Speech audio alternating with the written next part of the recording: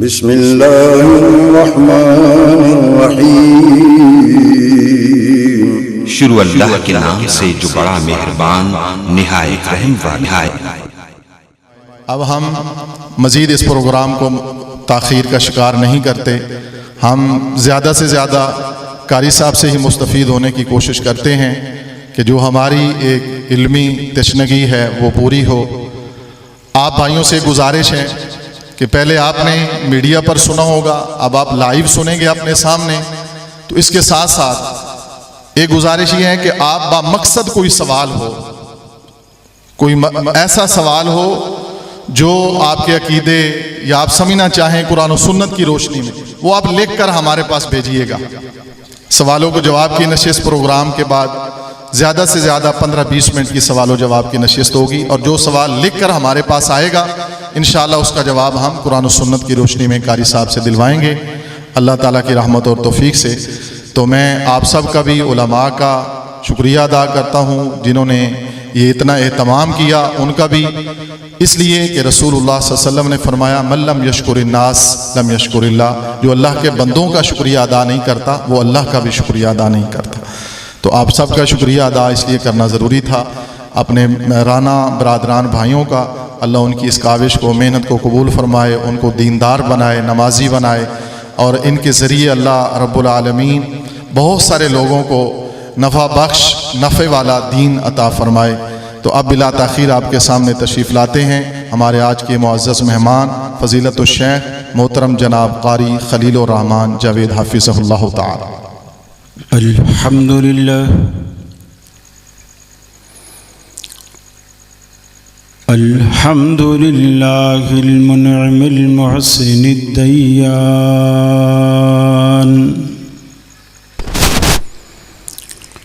ज़िल फ़ज़्लि वल जूदि वल इहसान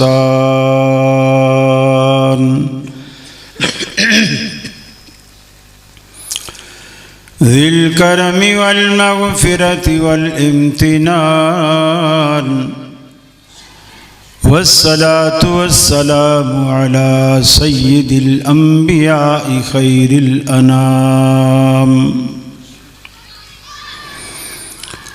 व अला आलिहि व सहाबिहि व अज़वाजिहिल इज़ाम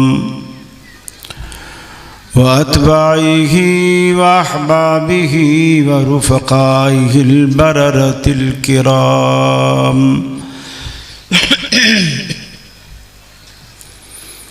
अम्मा बाद फ़अऊज़ु बिल्लाहि मिनश शैतानिर रजीम।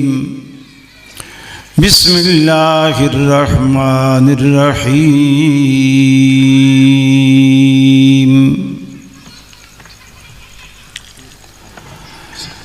या अय्युहल्लज़ीना आमनु उदख़ुलू फ़िस्सिल्मि काफ़्फ़ा वला तत्तबिउ खुतवातिश शैतान इन्नहु लकुम अदुव्वुम मुबीन।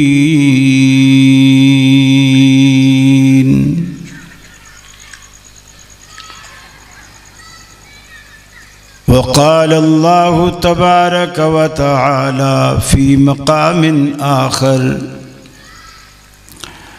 या अय्युहल्लज़ीना आमनू क़ू अन्फुसकुम व अहलीकुम नारा वक़ूदुहन्नासु वल हिजारा अलैहा मलाइकतुन ग़िलाज़ शिदादुन ला यअसूनल्लाह मा अमरहुम व यफ़अलून मा युअमरून।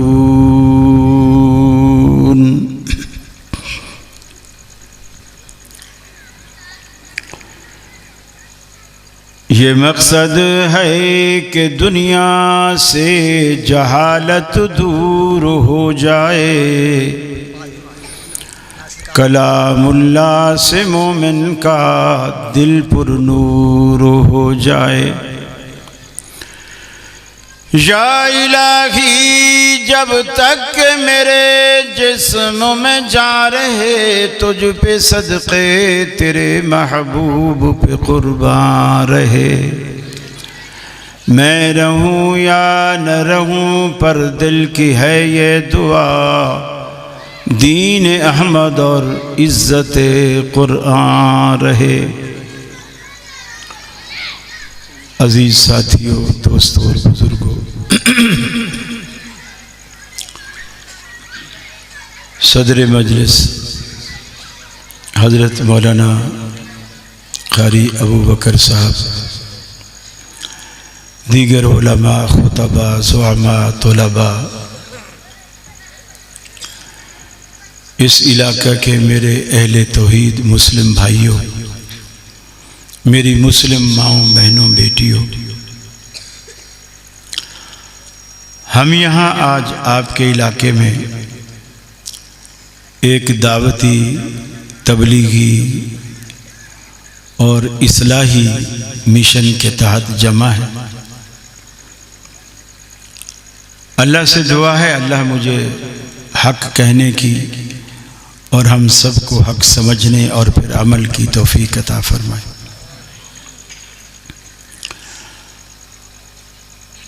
इंतज़ामिया ने आपके लिए आखिर में तवाज़ो का भी एहतमाम किया है।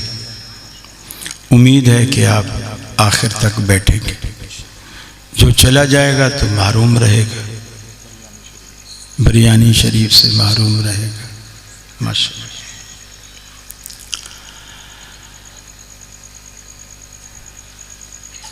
दुनिया में अल्लाह रब्बुल आलमीन ने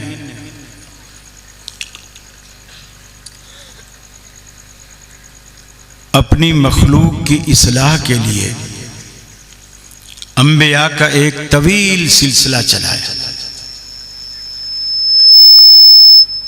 अंबिया आते गए, अपनी अपनी कौम को समझाते गए, दावत देते गए, गुनाहों से रोकते गए, जहन्नम से बचाते गए, जन्नत की राह दिखलाते गए। जो खुश नसीब थे उन्होंने उनकी बात मान ली, जो बदनसीब थे उन्होंने उन अंबिया की बात को ठुकराया, अल्लाह को नाराज किया और अजाब के हकदार बन गए। मुहम्मद रसूलुल्लाह सल्लल्लाहु अलैहि वसल्लम भी इसी मिशन के तहत तशरीफ लाए। अब चूंकि आपके बाद नबूवत का सिलसिला बंद है, क़यामत तक अब कोई नबी नहीं आएगा, लिहाजा अब वो काम अल्लाह ताला जो पहले ज़माने में नबियों से लेता था, अब वो काम अल्लाह रब्बुल आलमीन उलमा से लेता है। इसीलिए अल्लाह के रसूल सल्लल्लाहु अलैहि वसल्लम ने फरमाया, अल उलमा वारसतुल अंबिया, के उलमा अंबिया के वारिस। हम यहाँ दुनिया में देखते हैं बहुत सारे मसाइल का हम शिकार हैं। घरों में नाचाकियां हैं। एक दिन हम सुनते हैं फलां जगह शादी है, कुछ अरसे बाद सुनते हैं फलां जगह तलाक हो गई। लोग पढ़े लिखे हैं, हलाल रोजगार मुयस्सर नहीं, फिर हराम के लिए भी वो तगोदो करते हैं। ये मसाइल क्यों? कहीं हम महंगाई का शिकार हैं,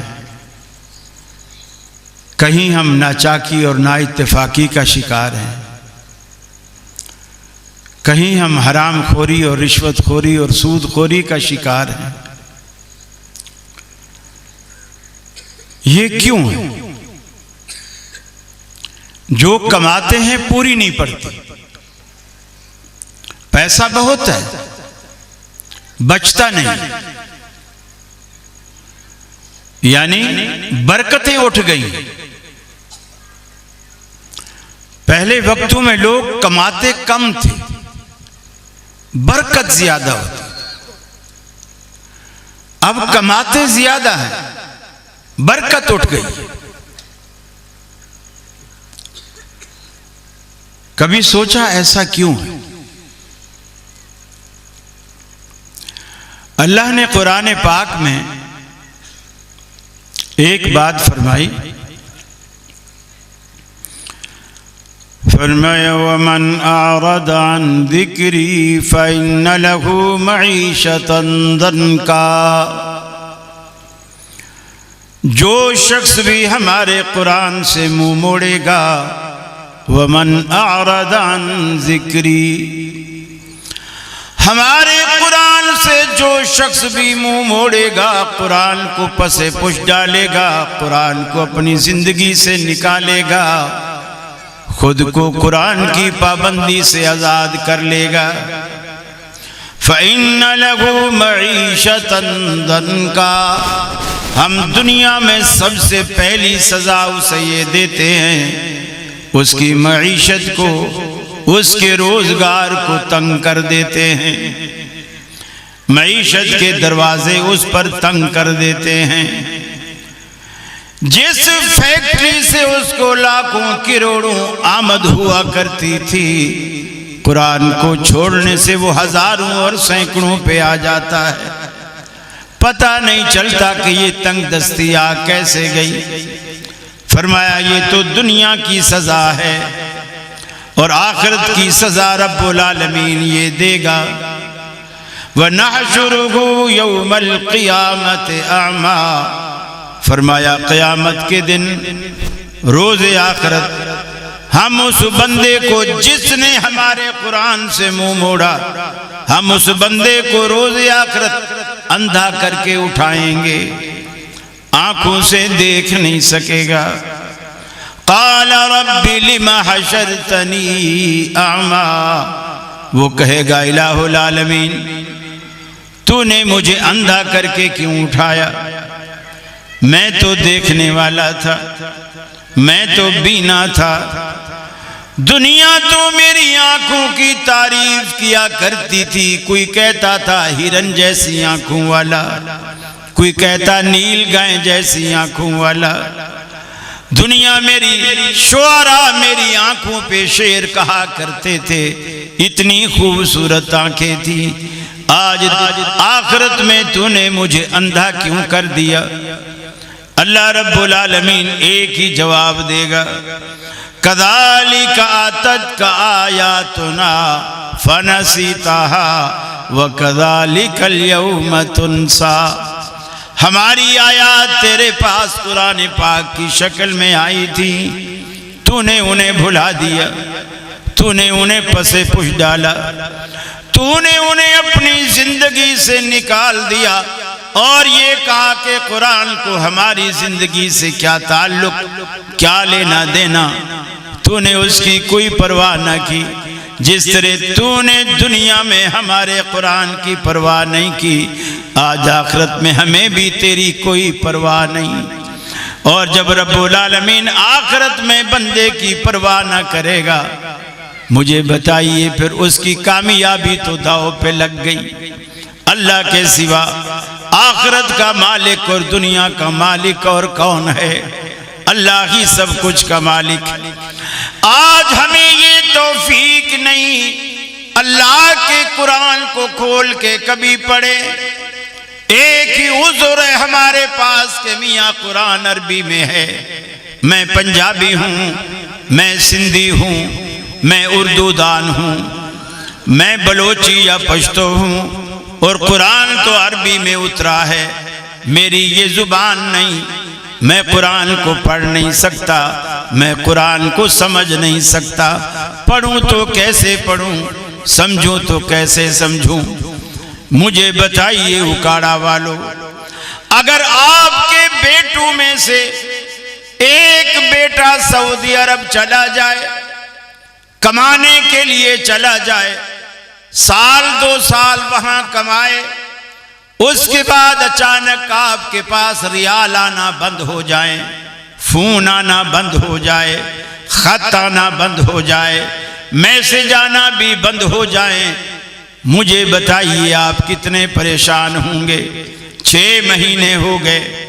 जो बेटा हर महीने बिला नागा रियाल भेजा करता था, वो पैसे भी नहीं भेजता, इतला भी नहीं आती, फोन भी नहीं आता। आप उसके दोस्तों से पूछते हैं हमारे बेटे की कोई इतला हो तो हमें दीजिए। दोस्त भी कहते हैं 6 महीने से हमें भी नहीं मिला, कोई अता पता नहीं। आप डाकिए से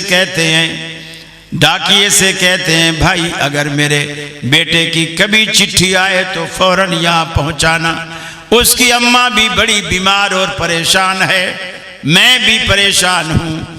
6 महीने के बाद अगर पहली मर्तबा आपके लख्ते जिगर की चिट्ठी सऊदिया से आपके पास पाकिस्तान उखाड़ा में आए, डाकिया लेकर के आए और आप उसे बिल्कुल दोपहर का वक्त हो, खाना टेबल पे लग चुका हो, बेगम भी बैठ गई हो, आप भी बैठ गए हों, अभी पहला निवाला अपने हाथों से तोड़ा, दरवाजे पे पोस्टमैन ने डाकिए ने दस्तक दी, बाहर आइए, जिस चिट्ठी का आपको इंतजार था वो चिट्ठी आ गई। ईमानदारी से बताइए आप पहले रोटी खाएंगे या पहले चिट्ठी लेंगे? पहले चिट्ठी लेंगे। जब चिट्ठी आपके पास आएगी फिर आप पहले रोटी खाएंगे बाद में खत को पढ़ेंगे या पहले खत को पढ़ेंगे? पहले खत, क्योंकि वो बेटा है ना।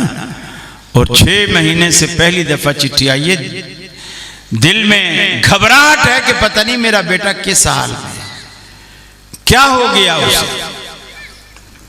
आपने जब खत को खोला,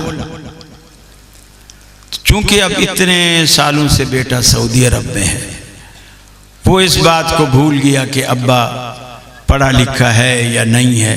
उसने सारा खत अरबी में लिखा, सारा खत अरबी में लिखा। अब आप बताइए आप क्या बोलोगे अपनी बेगम से कि तेरा बेटा देखो, उसको पता भी है हम पंजाबी हैं, हम लिख पढ़ नहीं सकते, अंगूठा छाप है, फिर भी खत लिखा है अरबी में लिखा है, इसको जा तंदूर में डाल दे। आप ऐसा बोलेंगे? क्या करेंगे? क्या करेंगे आप? आपस में खुश कर रहे हैं, मुझे बताओ ना। हाँ, किसी अरबी जानने वाले के पास आप जाएंगे और उसको बोलेंगे कि मौलवी साहब बस जल्दी से बताओ मेरे बेटा किस हाल में है, किस हाल में। वो जब पढ़ेगा फिर आप बोलोगे इसका तर्जमा, इसका मतलब भी बताओ, मेरे बेटे ने क्या लिखा। वो बेटा है ना, आपका खून है इसलिए, लेकिन अल्लाह से तो शायद हमारा कोई रिश्ता ही नहीं है, कोई ताल्लुक ही नहीं है। 1400 साल से उसकी चिट्ठी बंदों के नाम आई है, 1400 साल गुजर गए, बंदों के नाम उसकी चिट्ठी आई है और इंतजार कर रही है कि अल्लाह के बंदे अल्लाह की चिट्ठी को पढ़ें। लेकिन आप ये सोचकर गिलाफों में लपेट लपेट के उसे घरों में छुपाया हुआ है कि ये तो अरबी में है, हमारी जुबान तो पंजाबी है, हम क्या करें।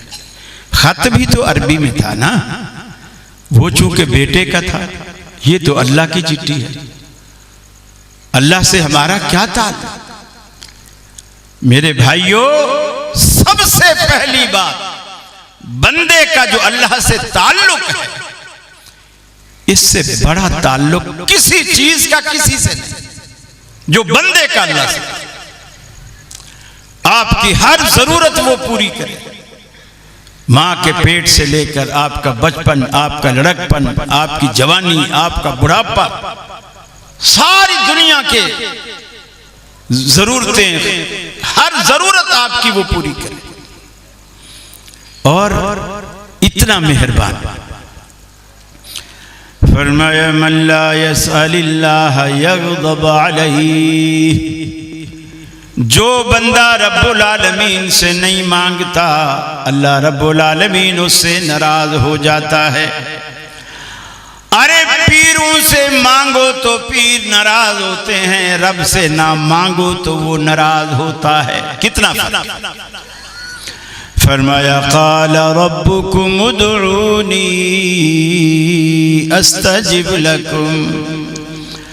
ऐ मेरे बंदो, अपनी जरूरतों में मुझे पुकारा करो, मुझे याद किया करो, मेरे आगे सवाल करो, दस्ते सवाल उठाओ, तलब का दामन फैलाओ, नदामत के दो अश्क बहाओ, अपना दुखड़ा मुझे सुनाओ, मेरे लुत्फो करम को आजमाओ।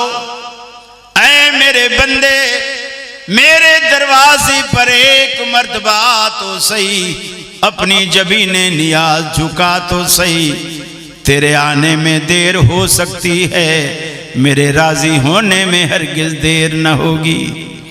क़ाल रब्बुकुम उदऊनी अस्तजिब लकुम। तुम्हारा पालनहार, तुम्हारा दाता, तुम्हारा रब तुम्हें कहता है उदऊनी, मुझे पुकारा करो, मैं तुम्हारी दुआओं को कबूल करता हूँ, तुम्हारी दुआओं को कबूल करता हूँ। मुझसे मेरे बंदो तुम मांग के तो देखो, मुझसे क्यों नहीं मांगते हो।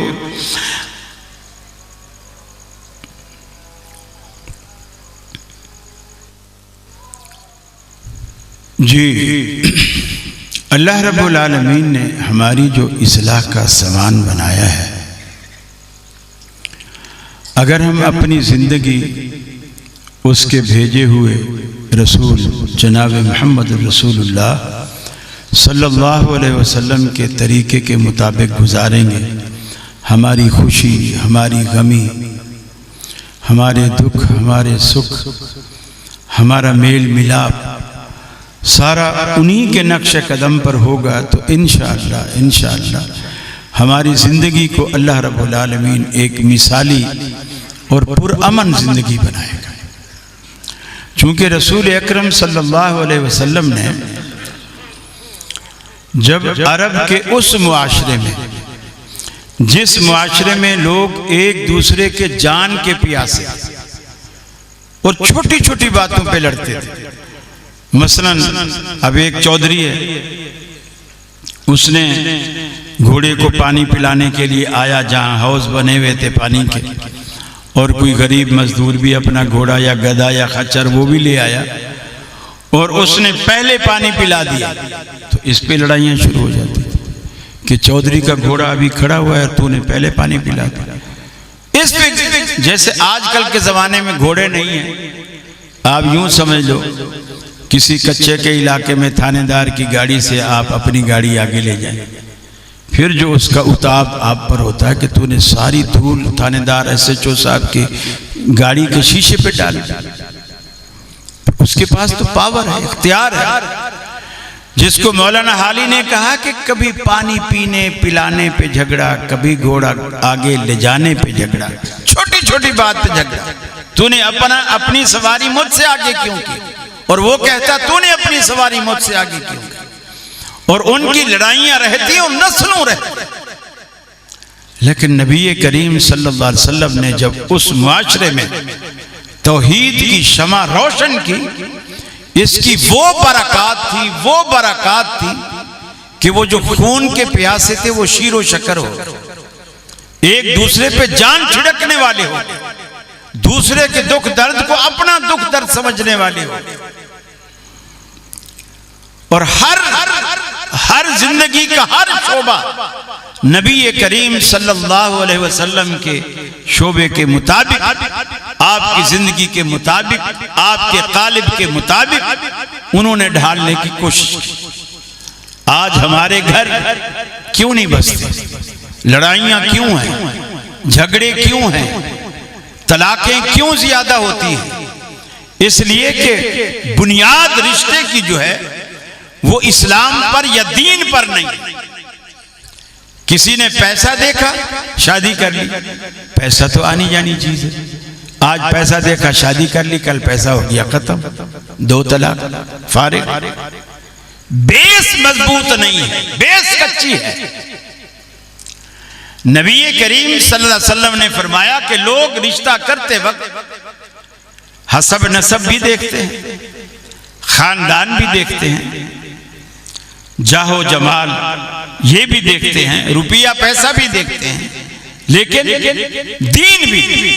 लेकिन आपने सहाबा से कहा कि तुम तरजीह दीन को दो, तरजीह दीन को दो। कि औरत नमाज पढ़ने वाली है, पाबंद है, सौम सलात की है, पर्दे की पाबंद है, नेक सीरत है, अच्छे अखलाक वाली है, अच्छे किरदार वाली है, बाहया है, बाशर्म है, मोहल्ले में उस पूरे खानदान का शराफत में एक नाम है। फरमाया उसका इंतखाब करो रिश्ते के। लेकिन हम तो ऐसा नहीं करते।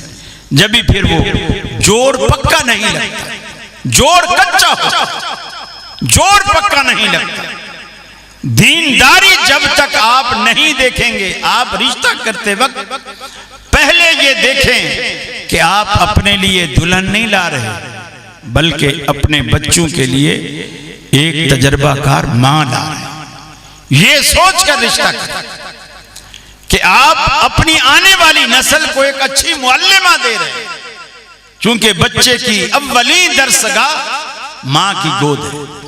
अगर वो मुसलमान होगी, बच्चा उसकी गोद में परवरिश पाएगा, उसकी जिंदगी के असरात, हत्ता के उसके दूध के भी असरात उसकी जिंदगी में मुरत्तब होगा। फिर मियां जो कमा के लाए वो हलाल लाए, हलाल निवाला अपने पेट में भी डाले, बीवी के पेट में भी डाले, बच्चों के पेट में भी डाले, हराम को कभी करीब ना आने दे। और इसके इतने अच्छे असरात मुरत्तब होते हैं कि दुनिया मिसालें देगी कि यार अल्लाह औलाद दे तो इस जैसी औलाद दे। ये हलाल निवाले की बरकत होती है। और फिर बड़ों का एहतराम, जैसे माँ बाप हैं आपके, बूढ़े हैं, दादा है, नाना है, नानी है, दादी है, इनका एहतराम करें। और बड़ों को चाहिए कि बच्चों पे, छोटों पे शफकत करें, प्यार करें। आज देखिए अल्लाह के रसूल ने इतने आसान नुस्खे बताए।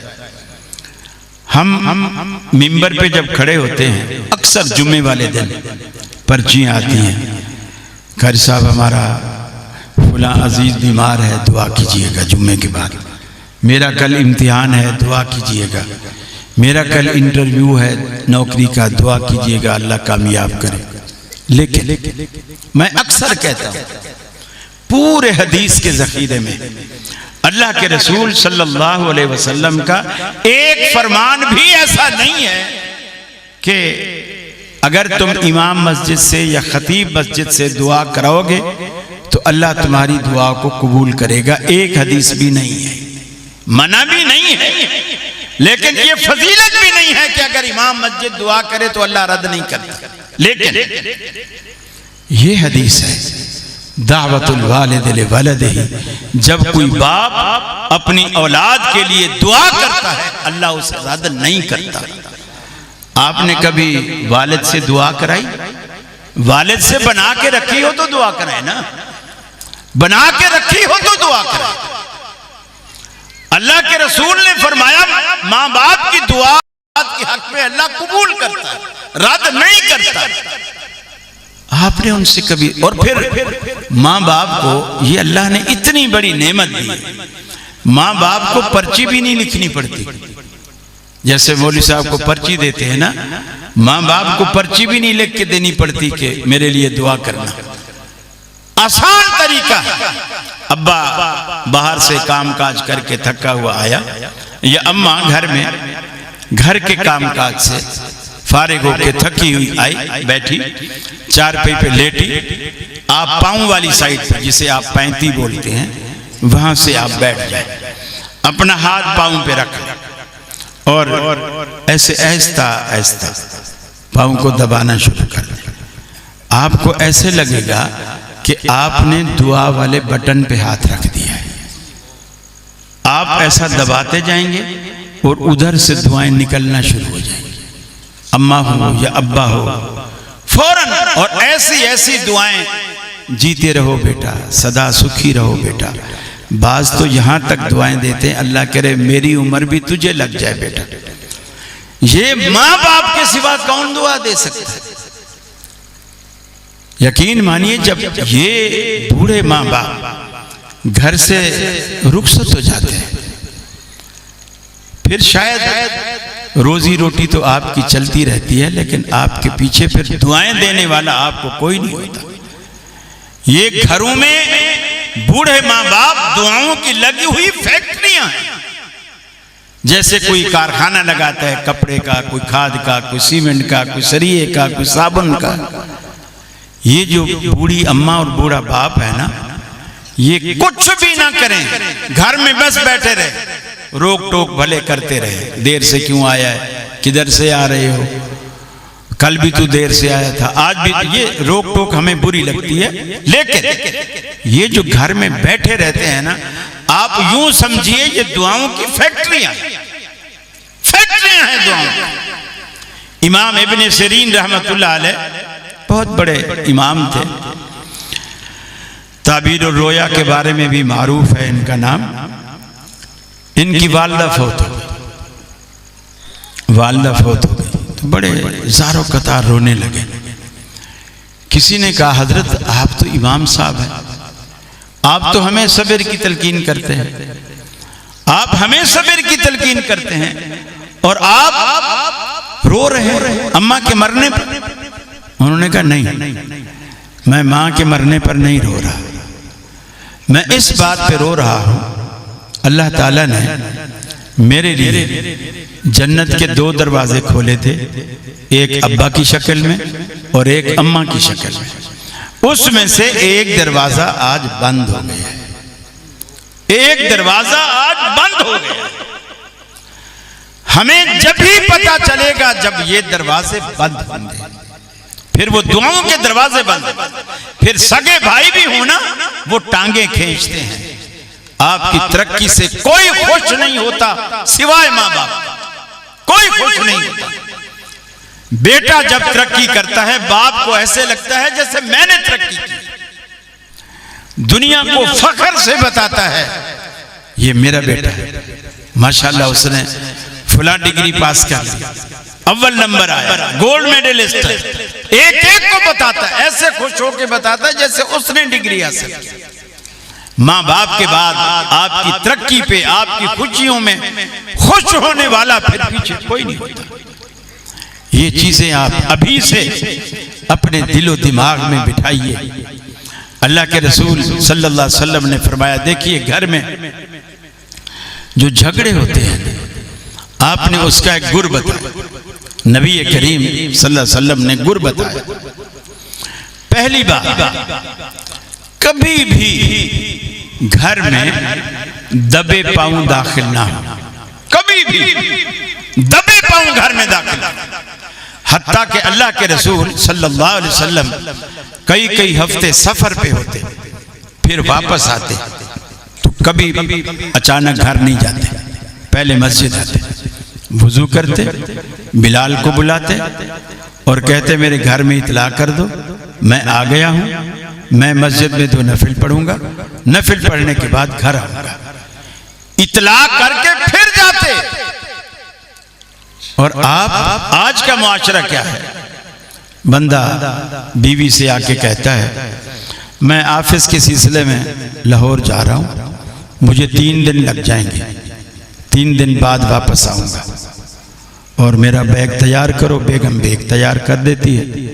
अब वो घर से निकलता है असर के टाइम, मसलन आज निकला कि मैं 3 दिन बाद आऊंगा, वो रात 12 बजे फिर वापस आ जाता है, सिर्फ ये शक की वजह से कि मैं ये देखूं कि मेरे पीछे घर में क्या होता है। ये वो शक है जो घरों को बर्बाद करता है, मोहब्बत को नफरत में तब्दील करता है।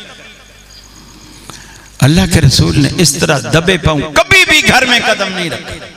आप क्यों रखते हो? आप क्यों बीवी को चोर समझते हो? एक दूसरे पर एतमाद करना सीखो।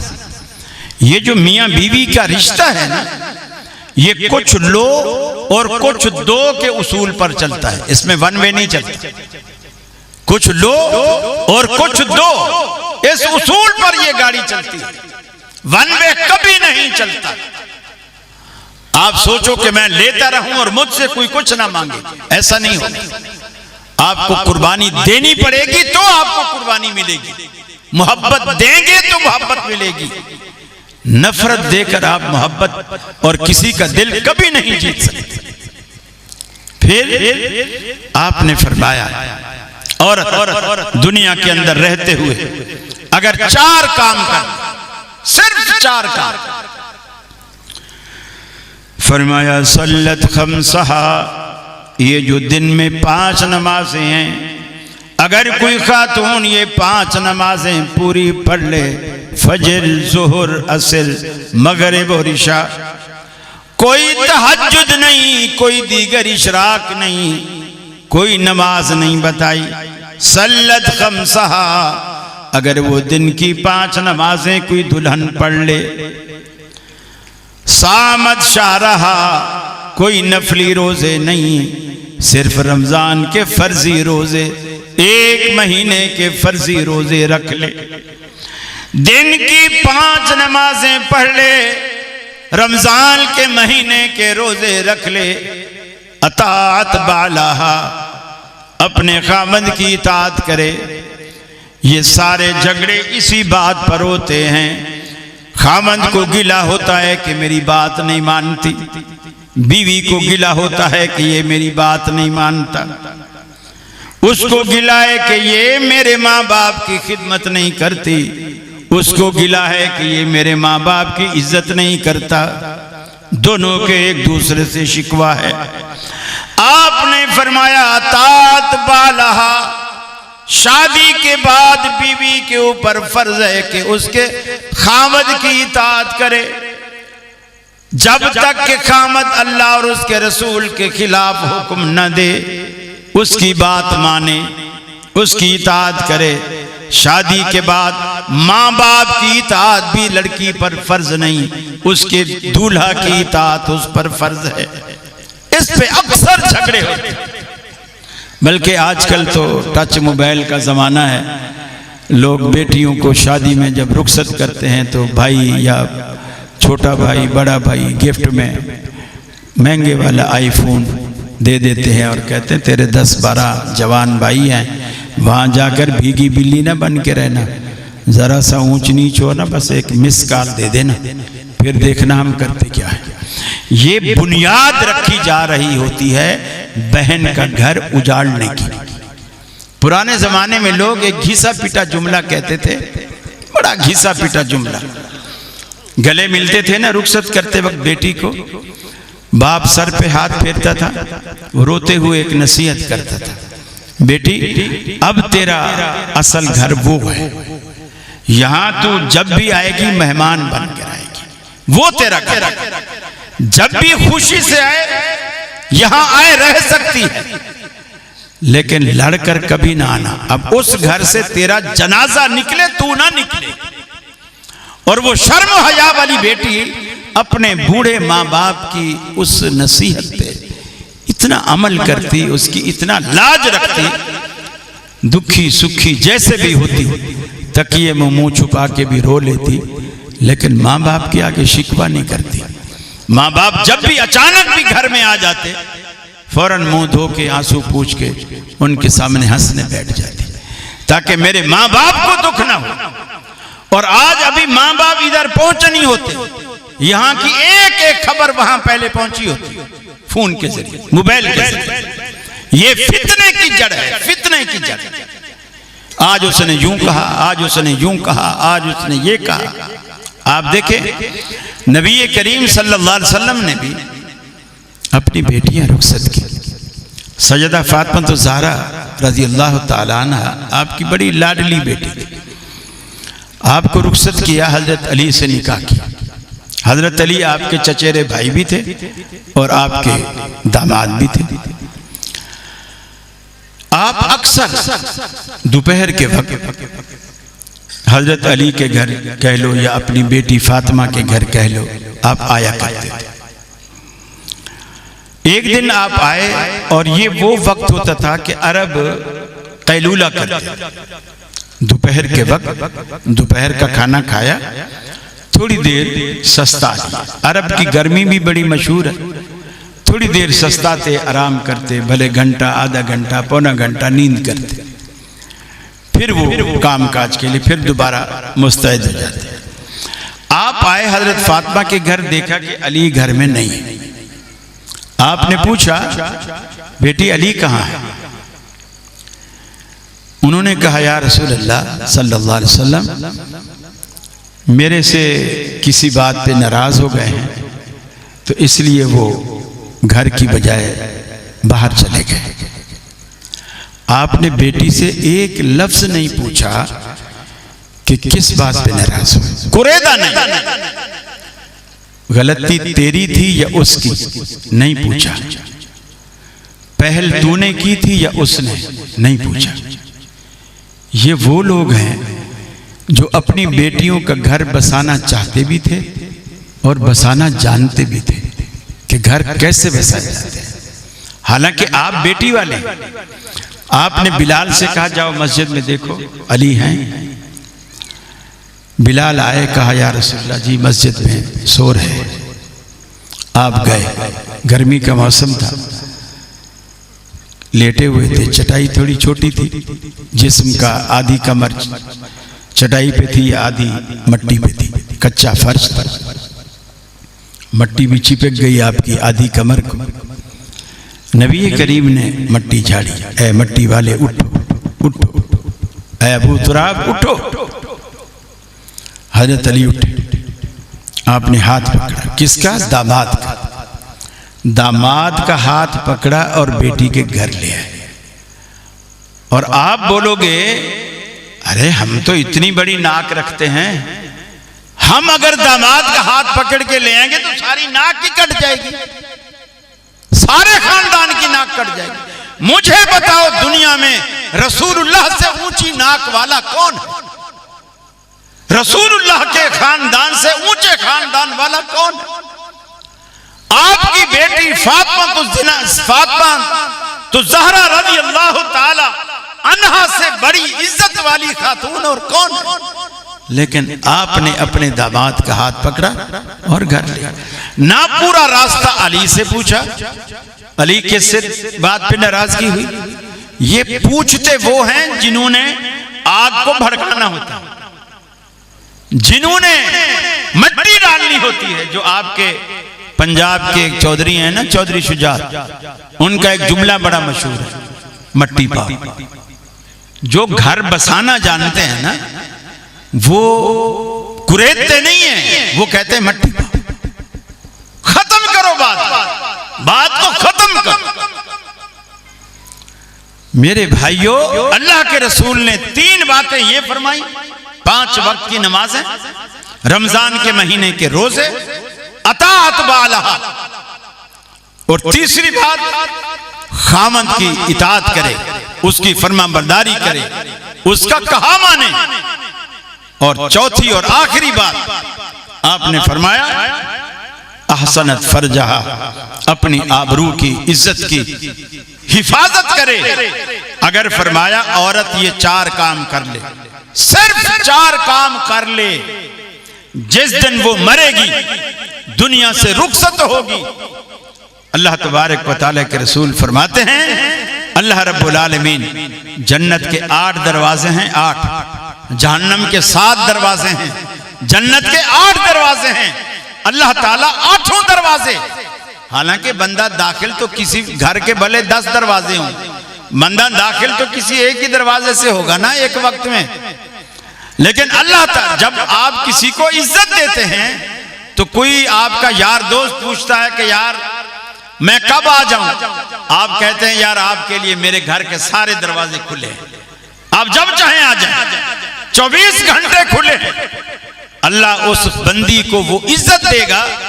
अल्लाह के हबीब ने फरमाया, जन्नत के 8 दरवाजे खोलेगा और खोलने के बाद कहेगा, फल तदखुल मिन अबवाबिल जन्नत शाअत, ऐ नेक बख्त, जन्नत के 8 दरवाजे तुझ पे खुले हैं, जिससे तेरा जी चाहे दाखिल, जिससे तेरा जी चाहे दाखिल हो जा। कितनी आसान अल्लाह रब्बुल आलमीन ने जन्नत में जाना बना दिया, और हमने उसको कितना मुश्किल बना दिया। मुश्किल बना। आज अगर आपकी बच्चियों के रिश्ते नहीं होते, आप परेशान होते हैं जी, बेटियां हैं घर में, पढ़ी लिखी हैं, खूबसूरत है, जवान हैं, उम्रें भी ज्यादा नहीं है, लेकिन रिश्ते नहीं आ रहे। बेटे हैं, पढ़े लिखे हैं, तालीम याफ्ता हैं, जवान हैं, उम्रें भी ज्यादा नहीं, नौकरियां नहीं लग रही। मैं कारोबार जिस भी काम में हाथ डालता हूं नुकसान हो जाता है। कितने कारोबार, पहले कपड़े की दुकान खोली थी, फिर फलां दुकान खोली थी, फलां दुकान, सब में नुकसान होता है। उस घर को बेचा, लोगों ने कहा इस घर में कोई असरात है, उस जगह चला जा, मैं वहां चला गया। हम सब कुछ बदलते रहे, लेकिन नहीं बदला तो खुद को नहीं बदला।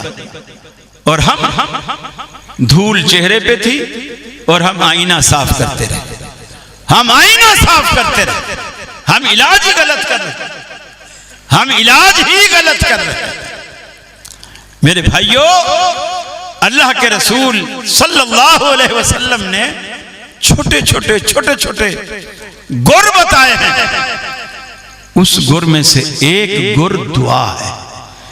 अद्दुआ मुख्खुल इबादा, अद्दुआ हुवल इबादा।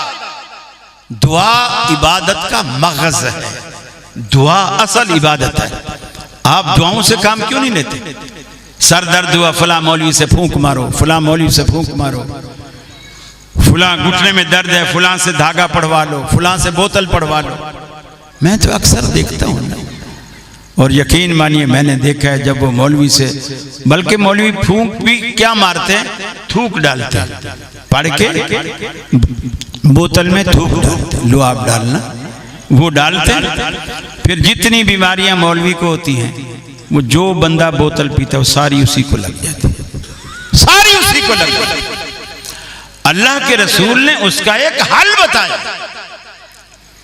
आप आधी रात जब सारी दुनिया सो जाए, आधी रात उठो, कोई लंबी चौड़ी 20 रखते हैं, 28 रखते हैं, 30, कुछ नहीं, वुजू करो, भले घर में धीमी जीरो का बल्ब जल रहा हो, उस रोशनी में किसी को ना उठाए, खुद अकेले उठे, मुसल्ला उठाए, वुजू करें, 2 रकत नमाज पढ़ें।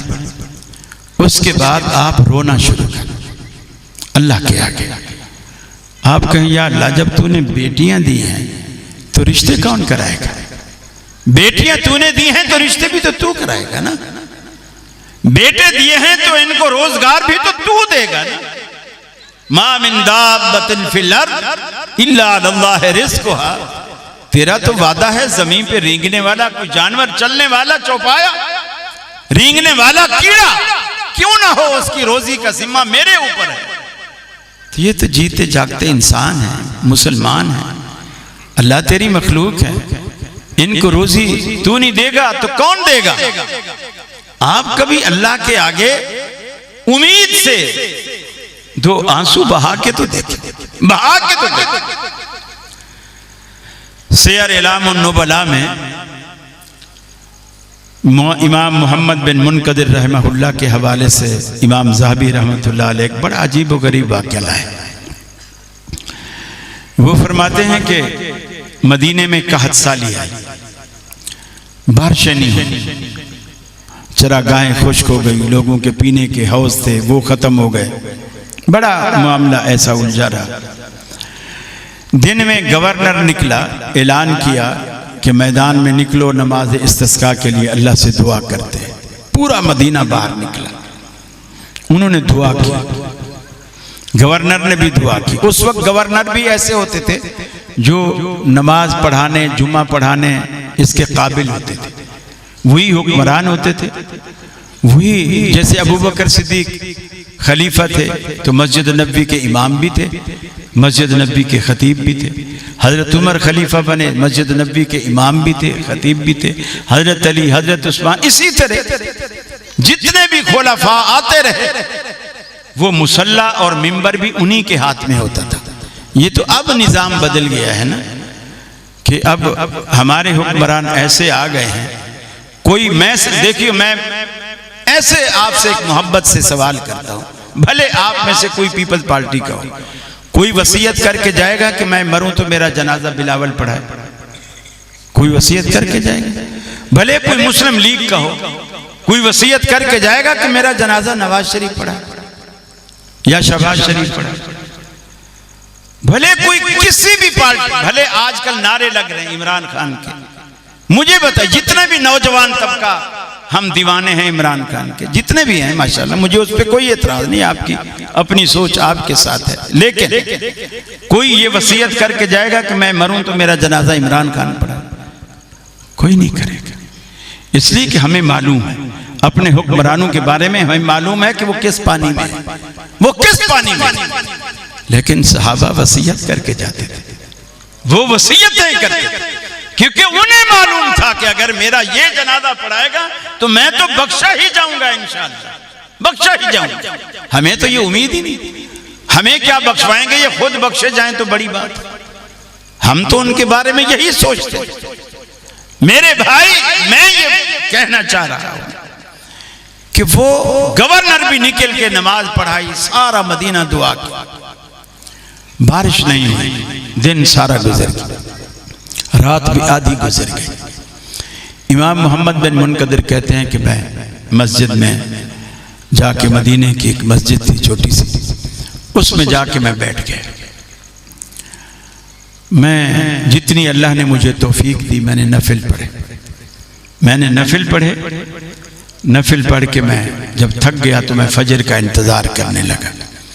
इतने में एक और बंदा आया, मौसम थोड़ा ठंड का था, उसने अपने ऊपर चादर लपेटी हुई थी। मस्जिद में कोई चिराग नहीं था, बाहर थोड़ी थोड़ी चांदनी थी, हल्की चांदनी, उसकी रोशनी थोड़ी दरवाजे से आ रही थी। तो लेकिन ये तो पता लगता था कि कोई बंदा आया है, कौन आया है पहचाना नहीं जाता। वो आया, उसने भी 2 रकत पढ़ी, और 2 रकत पढ़ने के बाद उसने इसी तरह दुआ की कि या अल्लाह, तेरा मदीना प्यासा है, लोगों ने आज तेरे सामने दुआएं मांगी और तू बारिश नहीं दे रहा, बारिश दे इनको, तेरा मदीना प्यासा है। इमाम मोहम्मद बिन मुनकदिर कहते हैं कि मैं विंडो के पास, खिड़की के पास बैठा था, मैंने देखा बादल गरजे, फिर गरजते ही बरसना शुरू हो गए, और जैसे बादल बरसे उस बंदे ने अपनी दुआ मांगनी खत्म कर दी और रोना शुरू कर दिया कि या अल्लाह, मेरे अंदर ऐसी क्या बात है जो तुझे पसंद आती है कि मैं जब भी तेरे आगे हाथ उठाता हूं तू मेरे हाथों की लाज रख लेता है। सारे मदीने ने आज दुआ की, तूने बारिश नहीं दी, और मैं अकेला तेरे सामने आकर हाथ उठाए, तूने बारिश दे दी। रोता रहा और यही सवाल करता रहा, अल्लाह मेरे अंदर ऐसी क्या बात जो तुझे पसंद है, मेरे अंदर ऐसी क्या बात जो तुझे पसंद है। इमाम मोहम्मद बिन मुनकदिर कहते हैं मैं दंग बैठा था और मैंने दिल में फैसला कर लिया कि इस बंदे से मुझे दोस्ती करनी है, ये तो कोई अल्लाह वाला है, इससे दोस्ती करनी। कहते हैं कि मैं फजर का इंतजार करने लगा, मुअज्जिन आया, उसने अजान दी, वो अभी अजान दे रहा था, और वो बंदा जो दुआ कर रहा था बारिश की और उसकी दुआ से बारिश हुई, वो फौरन बाहर निकल गया। मैं हैरान था कि तहज्जुद तो नफिल है, फर्ज नमाज तो फर्ज है, ये नफिल तो पढ़ रहा है, और अजान तो दी जाती है बुलाने के लिए, और ये अजान सुन के बाहर भाग रहा है, बड़ा अजीब आदमी। और अगर ये फर्ज नमाज नहीं पढ़ता तो फिर ये नेक कैसे हुआ? जैसे आजकल हमारे यहाँ अक्सर होता है ना, जब मुरीदों से पूछा जाए कि यार तेरा पीर नमाज तो पढ़ता नहीं, तो वो कहते हैं यार वो हमारे जैसा थोड़ी है, उसका तो हर सजदा मदीने में होता है, हर सजदा मदीने में होता है। आगे बंदा भी समझदार था, उसने कहा तो फिर सजदा तो मदीने का अच्छा लगता है, तो रोटी मदीने की अच्छी नहीं लगती? रोटी तो जब देखो यहीं खा रहा होता है, रोटी यहीं खाता है, मदीने में क्यों नहीं खाता? सजदा वहीं तो रोटी यहां क्यों? वो कहते हैं कि जब बाहर निकल गया, मैं सोच में पड़ गया कि ये कैसा नेक आदमी है, नफिल पढ़ता है, फर्ज नहीं पढ़ता। कहते हैं कि मैं अभी नमाज के इंतजार में बैठा था, क्योंकि अजान के बाद वक्फा होता है, लोग जमा होते हैं, फिर जमात खड़ी होती है। तो मैंने देखा कि 5-10 बंदे आए और उसमें वो चादर लिपटा हुआ बंदा जो गया था ना, वो बंदा भी चादर लिपटा हुआ उसी तरह 4-5 के साथ मिलकर अंदर आया मस्जिद। गोया इमाम मोहम्मद बिन मुनकदर कहते हैं कि मैं ये समझा कि गोया ये दुनिया को ये बावर कराना चाहता था कि जैसे लोग बाकी अभी आए हैं मस्जिद में, मैं भी अभी आया हूँ, मैं कोई पहले से नहीं आया। यानी वो अपनी उस नेकी को छुपाने के लिए बाहर निकला था और लोगों के साथ मिलके फिर अंदर आया। नमाज पढ़ी, नमाज पढ़ के जब वो जाने लगा, लोग भी उठ के चले गए। जब ये जाने लगा तो कहते हैं मैं भी उठकर इसके पीछे चल पड़ा। मदीना पूरा आबादी मदीने की खत्म हो गई, वो चलता रहा, मैं भी चलता रहा। आगे गया तो खाना बदोशों की जैसे बस्ती होती है, झोपड़ियाँ होती हैं, वो आरजी घर झोपड़ियाँ बनी हुई थी, ये उसकी तरफ चल पड़ा, मैं भी पीछे चल पड़ा। एक झोपड़ी के अंदर ये दाखिल हुआ। उस झोपड़ी में बाहर पर्दा लगा हुआ था दरवाजे पर, अखलाकन फर्ज था पूछना, अंदर औरतें भी हो सकती हैं। मैंने बाहर खड़े होकर पूछा, भाई क्या मैं अंदर आ जाऊं? उसने कहा आ जाओ, अंदर कोई नहीं है। मैं अंदर चला गया और उसके सिवा कोई नहीं था। एक चारपाई पड़ी थी, मैं एक कोने में बैठ गया, वो भी बैठ गया, वो भी चुप रहा, मैं भी चुप रहा। वो सोच रहा है मैं बोलूं, मैं सोच रहा हूं ये बोले, मुझसे पूछे क्यों आया है। खैर मैं बोले बैठे बैठे उसके कमरे का जायजा, वो जो झोपड़ी थी उसका जायजा लेने लगा कि इसकी झोपड़ी में क्या है, ताकि मुझे पता चले कि ये क्या काम करता है। जैसे किताबें देखी तो लगेगा अच्छा ये कोई मौलवी है, और कुछ सुरंजें पड़ी हुई, कोई ये देखेगा तो समझेगा कोई डॉक्टर है, टीके लगाता है, वगैरह वगैरह। तो मैंने देखा एक आर पड़ी हुई, धागे की कोई गिट्टियाँ पड़ी हुई, चमड़े के टुकड़े पड़े हुए, तो मैं समझ गया कि ये मोची है, कि ये मोची है। कहते हैं थोड़ी देर बाद उसने खुद ही मुझसे पूछा, भाई क्या जूता टकवाने आए हो? मैंने कहा नहीं। उसने कहा तो फिर क्यों आए हो? मैंने कहा कि मैं आपसे दोस्ती करने आया हूं। मेरे से दोस्ती?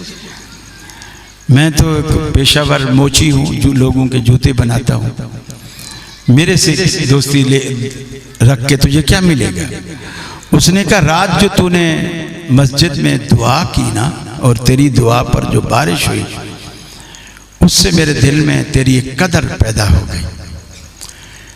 उसने, इमाम मोहम्मद बिन मुनकदर कहते हैं, उसने जैसे मेरे मुंह से ये बात सुनी, उसका रंग ही उड़ गया, कि जैसे उसका कोई बहुत कीमती राज फाश हो गया। और वो कहने लगा नहीं भाई नहीं, वो किसी और को देखा होगा, मैं तो बहुत गुनाहगार सा आदमी हूँ, मेरे को नहीं देखा होगा, और को देखा। मैं बहरहाल कहता रहा, वो नहीं माना। मैं खैर उठ के आ गया। अगले दिन मैं रात को फिर गया मस्जिद में, वो शख्स नहीं आया। नमाज का टाइम हुआ, वो शख्स नहीं आया। नमाज ख़त्म हो गई, वो शख्स नहीं आया।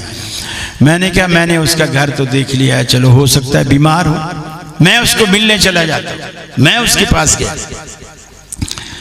मैं जब वहां गया देखा तो उसकी झोपड़ी नहीं। दूसरी झोपड़ी के बाहर एक बुढ़िया बैठी थी, बड़ी उम्र रसीदा थी। मैंने उससे पूछा यहाँ जो झोपड़ी थी एक साहब रहते थे, बोले कल तू आया था उसके पास? मैंने कहा हाँ। बोले तूने उसको क्या बोला था? तू जैसे ही उसकी झोपड़ी से थोड़ा बाहर निकला, उसने अपनी झोपड़ी उठाई, अपनी सवारी गधे पर उसको लादा और चला गया। हमें बताया भी नहीं कहाँ चला गया। इमाम मोहम्मद बिन मुनकदर कहते हैं मैं सारी जिंदगी उसको मदीने में, मदीने से बाहर, हर मस्जिद में, इधर उधर ढूंढता रहा, वो बंदा मुझे फिर नजर नहीं आया। आपको जो कहने का मेरा मकसद है, वो पेशे के एतबार से मोची है, लेकिन अल्लाह से उसकी यारी इतनी पक्की है, इतनी पक्की है, वो मुंह से कुछ भी निकाल देता है, अल्लाह उसे पूरा कर देता, पूरा कर देता। ये नहीं देखता ये मोची है, ये चौधरी है, ये वडेरा है, पैसे वाला है, गरीब है, उसको इसकी परवाह नहीं। आज हम दुनिया में कोशिश करते हैं मेरा मामू SHO हो, मेरा चाचा जज हो, ताकि हम जब भी कोई गलत काम करें वो छुड़वा लें। सारा खानदान जो एस्टेब्लिशमेंट में अपना हो तो फिर फिक्र नहीं होती ना कि भी मैं जेल जा ही नहीं सकता। लेकिन ईमानदारी से बताओ, हम लोगों को धमकी देते हैं, खबरदार मेरा मामू थानेदार है, मेरा चाचू कमिश्नर है, मेरा फुलां डीसी है। ईमानदारी से बताओ, कभी किसी को हमने ये धमकी दी कि खबरदार मेरी अल्लाह से दोस्ती है? कभी किसी को धमकी दी कि मेरी अल्लाह से दोस्ती है? इसलिए कि अल्लाह से ताकतवर हस्ती और कोई नहीं, ना दुनिया में और ना आखिरत में। अल्लाह से बड़ी हस्ती कोई नहीं। हमने अल्लाह से कभी बनाई नहीं। और अल्लाह के रसूल सल्लल्लाहु अलैहि वसल्लम को जब कुफार मक्का ने कहा ना कि तू अकेला हमारा क्या मुकाबला करेगा, आपने फरमाया सुम्मा कीदून फला तुनज़रून, तुम मेरे खिलाफ तदबीरें बनाओ, महाज खड़ा करो और मुझे मोहलत न दो। उन्होंने कहा तू अकेला हमारा कैसे मुकाबला करेगा? फरमाया इन्ना वलिय्यल्लाहुल्लज़ी नज़्ज़लल किताब, मेरा रब मेरा दोस्त रब्बुल आलमीन है जिसने किताब नाजिल फरमाई। वहुवा यतवल्लस सालिहीन, और वही नेक लोगों का दोस्त है। फौरन आपने अल्लाह रब्बुल आलमीन की धमकी दी, खबरदार मेरी यारी रब से है, मेरे साथ पंगा ना लेना, मेरी दोस्ती रब्बुल आलमीन से है। चुनाचे हदीस में आता है, सीरत निगार लिखते हैं, एक सफर में दोपहर का वक्त है, गर्मी का मौसम है, आप एक जंगल में सस्ताने के लिए लेट गए, सहाबा भी लेट गए। छोटी छोटी झोपड़ियां हैं, बड़ा दरख्त नहीं है। एक झोपड़ी के नीचे बामुश्किल एक शख्स साया ले सकता है। आपने भी एक झोपड़ी का इंतखाब किया, उसके नीचे आप लेट गए, तलवार भी उसकी टहनी पे लटका दी, आपकी आंख लग गई। एक काफिर दबे पांव आया, सबसे पहले उसने तलवार निकाली, फिर बड़े फख्र से, चूंकि तलवार उसके हाथ में है, आप खाली हाथ हैं, आपको जगाया पांव हिला के। आप जब खड़े हुए तो उसने कहा मुझे बता, आपको मेरे हाथ से आज कौन बचाएगा? रहमत आलम सल्लल्लाहु अलैहि वसल्लम ने एक ही जुमला कहा, अल्लाह, तेरे हाथ से मुझे बचाने वाला अल्लाह है। जैसे अल्लाह का नाम रहमत आलम की जुबान अक़दस से निकला, काफिर थर थर कांपने लगा। तलवार आपके कब्जे से, आपके हाथ से गिर गई। आपने तलवार उठाई और फरमाया मुझे तो मेरे रब ने बचा लिया, अब तू बता तुझे कौन बचाएगा? अब तू बता। अल्लाह रब्बुल आलमीन से जब बंदे की बन जाती है, दोस्ती हो जाती है, अल्लाह ताला फिर उसे कभी भी, हजरत इब्राहीम अलैहिस्सलाम को जब आग में डाला जाने लगा तो उन्होंने कहा था हस्बुनल्लाहु व निअमल वकील, मेरा रब काफी है, वही बेहतरीन कारसाज है। मेरे भाइयों, ये आप पर जिम्मेदारी है, अकायद की इस्लाह करें, तौहीद पे पक्का हो जाएं, शिर्क से तौबा करें, अल्लाह के सिवा किसी के हाथ में कुछ ना माने, सब कुछ करने वाला, बीमारियां उसी, खुशी उसी, गमी उसी, हर चीज का मालिक, जिंदगी उसी के हाथ में, मौत उसी के हाथ में, सेहत सब कुछ उसी के हाथ में, दौलत उसी के हाथ में, तंगी फराखी, इज्जत जिल्लत सब कुछ वही देता है, सब कुछ उसी से मांगे। आप क्यों गैर के दरवाजे पर जाते हैं? क्यों गैर के दरवाजे पर दस्तक देते हैं? और अल्लाह कुरान में क्या कहता है? ऐ ईमान वालो, कू अनफुसकुम व अहलीकुम नारा, खुद को भी दोज़ख की आग से बचाओ और अपने अहले खाना को भी दोज़ख की आग से बचाओ, अपने बच्चों को भी दोज़ख की आग से बचाओ।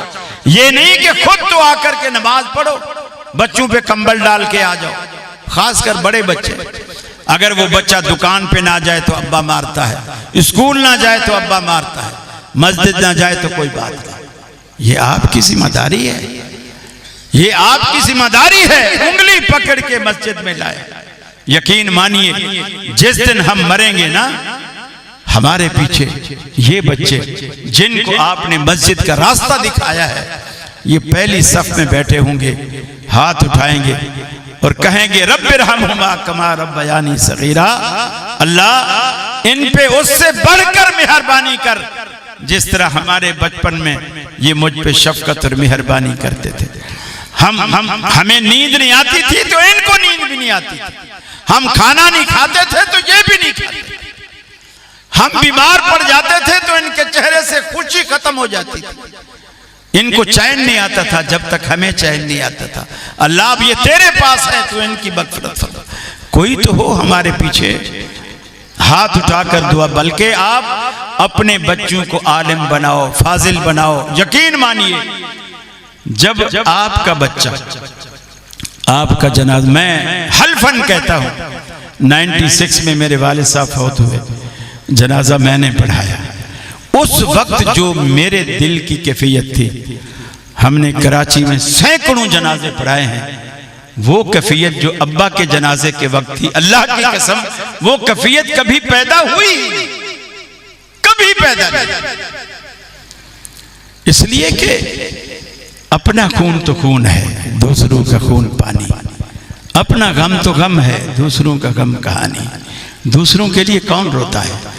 आप अपने पीछे एक बच्चा ऐसा जरूर छोड़ जाए कि जब हम मरे तो हमारा जनाजा हमारा बेटा, जो दिल से दुआएं आपका बेटा आपके लिए करेगा, दूसरा कोई नहीं कर सकता, दूसरा कोई भी नहीं कर सकता। ये आप चिराग से चिराग, चिराग से चिराग आप जलाएं, आपके बेटे के बाद आपका पोता, फिर उसका नवासा, इस तरह आगे सिलसिला चलता चला जाए। अल्लाह रब्बुल आलमीन से दुआ है, अल्लाह रब्बुल आलमीन मुझे भी और आपको भी अमल की तौफीक अता फरमाए। मैंने आपका काफ़ी वक्त लिया और शुरू में कुछ वक्त हमारी आमद में भी लेट हुआ, आपको काफ़ी देर इंतज़ार भी करना पड़ा। चलो अच्छा है, चावल गल गए हैं, गोश्त भी गल गया है, तो ये फ़ायदा हुआ लेट का भी इंशाअल्लाह, वरना आपको कच्चा खाना पड़ता। तो अल्लाह ताला आपको जज़ाए खैर दे। थोड़ा सा वक्त जो है अब वो आपको सवालात के लिए दिया जाता है, आप सवालात कर लीजिए। जज़ाकुमुल्लाह। जी एक मिनट।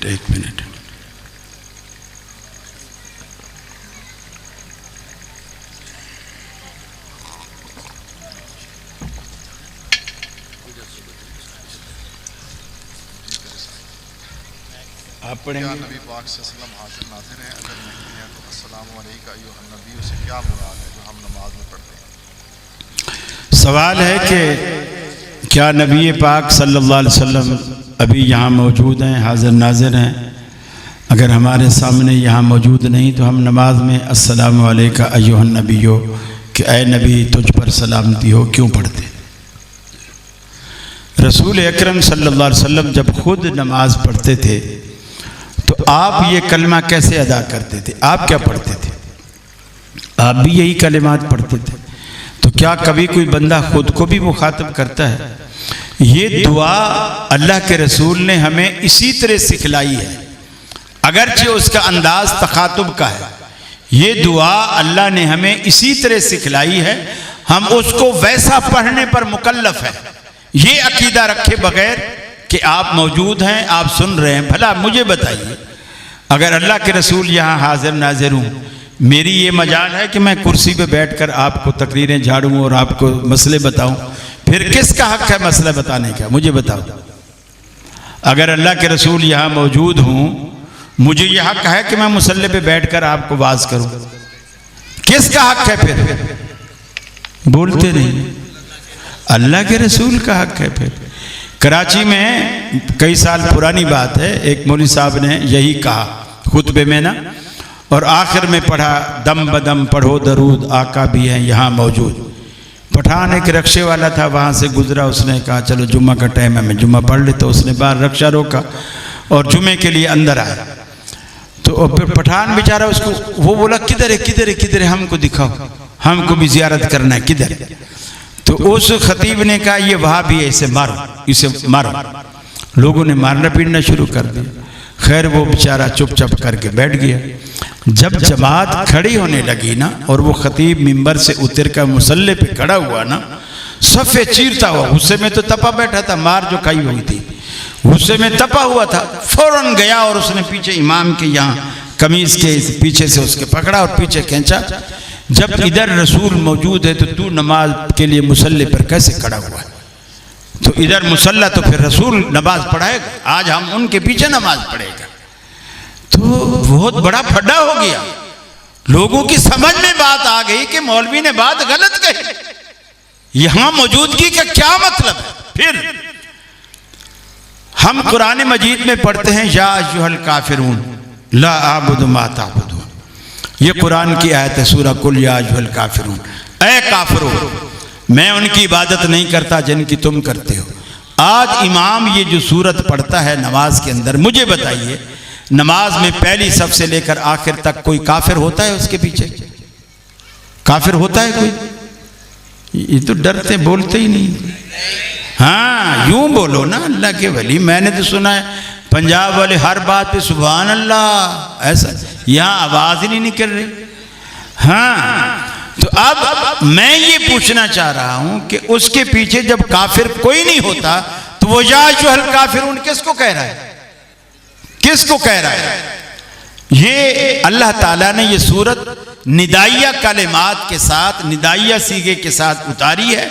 हम उसको वैसा पढ़ने पर मुकल्लफ हैं, ये अकीदा रखे बगैर कि पीछे हमारे कोई काफिर खड़ा है या नहीं। ये अल्फाज अल्लाह के रसूल ने इसी तरह सिखलाए, दुआ के तौर पर हम भी उसी तरह पढ़ने पर मुकल्लफ हैं, इस अकीदे के बगैर कि आप सुन रहे हैं या आप जान रहे हैं या आप मौजूद हैं। जी जब रोज़ा मुबारक पर जाते हैं और वहाँ दरूद पाक पढ़ते हैं तो क्या आका अलैहिस्सलाम वहाँ दरूद खुद सुनते हैं? नहीं, ऐसी रिवायात जो हैं, पहली बात यह है मन सल्ला अलैया कबरी फसमेतहु, जो शख्स मेरी कब्र पर आकर दरूद पढ़े, सलाम पढ़े तो मैं उसे सुनता हूँ। आपने ये बात अपनी जिंदगी मुबारक में कही या वफात के बाद कही? जिंदगी में कही। जिंदगी में आपकी कब्र थी तो इसके तो अल्फाज ये हैं कि जब कोई मेरी कब्र पर आके पढ़े तो मैं सुनता हूं। तो बात यहीं से सर पैर ही नहीं है बात का। तो ये रिवायत बिल्कुल मन गढ़ंत। हाँ, अल्लाह के रसूल पर जब आप दरूद सलाम पढ़ते हैं, देखिए दरूद का पहला जुमला ही यही है अल्लाहुम्मा सल्ले अला मुहम्मद। तो अल्लाहुम्मा आपने किसको मुखातब किया? अल्लाह को। तो अब ये दुआ किसके पास जानी चाहिए? अल्लाह के पास। अल्लाह से जो आपने रहमत मांगी है अल्लाह के हबीब के लिए, अल्लाह ताला वो रहमत उन पे नाजिल कर देता है। इसके नतीजे में बस दरूद का इतना काम है, दरूद ऊपर जाता है अल्लाह के पास और अल्लाह ताला इसे रहमतों में कन्वर्ट करके रसूलुल्लाह सल्लल्लाहु अलैहि वसल्लम के खाते में डाल देता है। जी इस आयत में वसीले से क्या मुराद? वसीले से मुराद अल्लाह का कुर्ब है। अल्लाह का कुर्ब हासिल करो, वब्तगू इलैहिल वसीला, अल्लाह का कुर्ब हासिल करो। उसके लिए ज़राए भी अल्लाह के रसूल ने खुद बतलाए हैं। नमाज भी एक वसीला है, अल्लाह रब्बुल आलमीन के सिफाती नाम भी उसका एक ज़रिया और सबब है, अपनी नेकियां भी इंसान का ज़रिया और सबब है कि अल्लाह ताला से वो मांगो और अल्लाह ताला से उसका कुर्ब इन ज़राए से हासिल करो। जैसे 3 दोस्त गार में जा छुपे थे, बारिश से चट्टान ऊपर आकर बंद हो गई, सब ने अपनी अपनी नेकियां पेश की और चट्टान हट गई। तो ये भी एक वसीला है। और ये इस पर अगर आप डिटेल से बात सुनना चाहते हैं तो GTV पर मेरा एक प्रोग्राम है, अभी आजकल YouTube पर भी बड़ा वायरल है, उवैस रबानी के साथ। एक बरेलवी मौलवी है और एक मेरा प्रोग्राम है साथ में, उसका टॉपिक ही वसीला है। तो अगर आप उसको YouTube से डाउनलोड करेंगे GTV के प्रोग्राम से तो इंशाल्लाह, या मेरा नाम लिखकर भी आप कारी खलील और साथ वसीला लिखेंगे तो वो वीडियो आ जाएगी पूरी तो आपको बेहतरीन दलाइल वहाँ मिलेंगे। जी नमाज़ जनाजा की पहली तकबीर में सना पढ़नी है या सूरत फातिहा पढ़नी है? देखिए, रसूल अकरम सल्लल्लाहु अलैहि वसल्लम ने सूरह फातिहा के बारे में फरमाया, जो इसे नहीं पढ़ता उसकी नमाज नहीं होती। ला सलात लिमन लम यक़रा बिहा। हर वो इबादत जिसका नाम सलात है यानी नमाज है, वो सूरत फातिहा के बगैर नहीं है। जनाजे को भी आप नमाज जनाजा कहते हैं, बाकायदा तकबीर भी पढ़ते हैं, बाकायदा उसमें सारा सिर्फ खड़े खड़े करते हैं, क्योंकि आगे मैयत होती है, ना आप झुक सकते हैं ना आप सजदा कर सकते हैं। सारी नमाज आप खड़े खड़े पढ़ते हैं, हत्ता के सलाम भी आप खड़े खड़े पढ़ते हैं। सना का ये जो अहनाफ ने सना जो बनाई हुई है, जिसमें जल्ला सनाउ का वला इला गैरुक, ये सना तो बिल्कुल हदीस में है ही नहीं, ये तो बिल्कुल नहीं है। बाकी आम अगर आप नमाज पे कियास भी करेंगे तो उसके लिए अलग से हदीसों में जनाजे के लिए सना का लफ्ज़ अलग से नहीं आया। और ये सूरह फातिहा का आधा हिस्सा पहला खुद ब खुद सना है और दूसरा हिस्सा जो है इसमें दुआया कलिमात है। तो आप अगर इसी पे इक्तफा करते हैं तो बिल्कुल काफ़ी है, लेकिन जनाजे के लिए अलग से सना अल्लाह के रसूल ने तालीम नहीं दी। जी बीमा पॉलिसी इंश्योरेंस करवा सकते हैं? इंश्योरेंस चाहे सूदी बैंकों का हो या बीमा पॉलिसी हो, इस्लामी बैंकों का तकाफुल हो, ये तीनों शक्लें नाजायज़ हैं। करे कोई भरे कोई, दर्द गधी को और दागो कुमार को, ये फार्मूला इस्लाम को पसंद नहीं है। गाड़ी मेरी ठोकूं मैं, गलती मेरी और पैसे कंपनी भरे, ये इस्लाम इस चीज़ का हामी नहीं है। इसके लिए अगर आप नेट से जानिब हलाल किताब-ओ-सुन्नत.com से जानिब हलाल मेरी एक किताब है, उसका आखिरी चैप्टर है जो 100 सफ़े पर बीमा तकाफुल इंश्योरेंस, सिर्फ इसी पर मुश्तमिल है, आखिरी 100 सफ़हात। आप वो डाउनलोड करें, उसमें डिटेल से आपको ये सारी बातें मिलेंगी। जी नमाज के बाद अकेले या मिलकर दुआ करना कैसा है? अगर तो किसी ने ये सवाल ये है कि नमाज के बाद अकेले या मिलकर दुआ करना कैसा, अकेले की तो कोई पाबंदी नहीं, जब चाहे नमाज से पहले, नमाज के बाद, दोपहर को, रात को, फजर को, शाम को, दुआ के लिए कोई वक्त मुकर्रर नहीं।